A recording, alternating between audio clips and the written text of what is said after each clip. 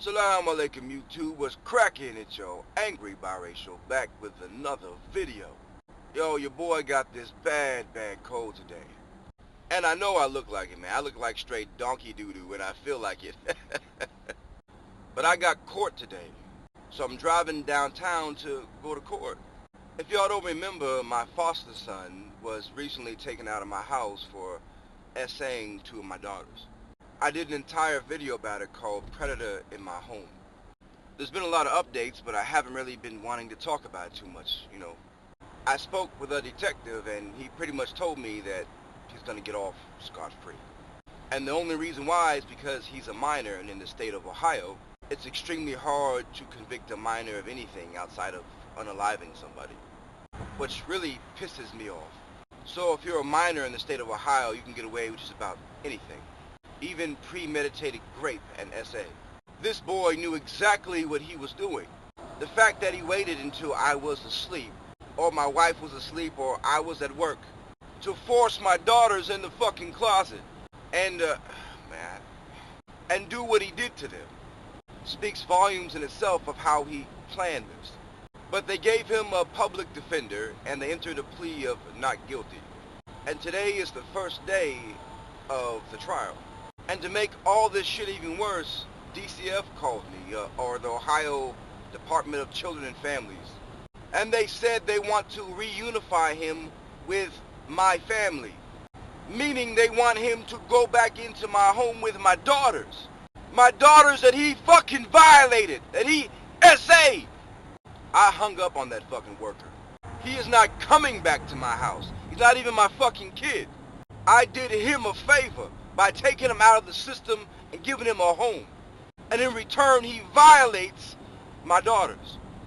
I don't know why they protect these pieces of shit so much. Child services is fucking backwards. Like, they will take away your kids for any fucking reason. But they won't let you get rid of someone who raped your daughters. The worker keeps telling me that my home is a safe and stable home. They came out and looked at my home again. They were impressed about how big our home was, how decorated it was, how the kids were happy, how much food we have in the house. She even asked me if I wanted to take in more foster kids. Like, what the fuck? And since my wife and I have already passed the extensive background checks and all the other checks they do so we can adopt a kid, they are loath to do their job and get this predator out of my home. They don't want to be burdened with him because they know kids that do shit like this need a lot of treatment, and those treatment facilities are expensive. 3 hours later. I just got out of court. Well, I didn't actually go into court. The Department of Children and Families in Ohio have temporary custody of him. And for some reason they didn't bring him today, so they rescheduled the court date out until January. But I was able to sit and talk to his attorney, or his guardian ad litem. This motherfucker was getting on my last nerve. He was essentially begging me to dismiss charges and allow him to put forth his plan that would put him in a treatment facility without putting anything on his record. And he kept saying, hey, do you agree with this? Do you agree? He was trying to trap me into agreeing on record, and I kept telling him, no, I don't agree. And clearly he was getting frustrated. I don't give two shits. Some justice needs to be had for what he did to my daughters. He was trying to say that it's just going to be a slap on the wrist because he's a minor. And I really don't give a fuck. If it's just a slap on the wrist, why are you so pressed to have me drop charges? I mean, it's just a slap on the wrist, right? I told him I'm going to talk to the prosecutor first. I'm pretty certain the prosecutor is going to say something vastly different. I know his public defender is on his side trying to give him the best deal, but that weirdo thought I was going to fall for the okie doke. I don't give two shits that he's 12 years old. He needs to be held accountable.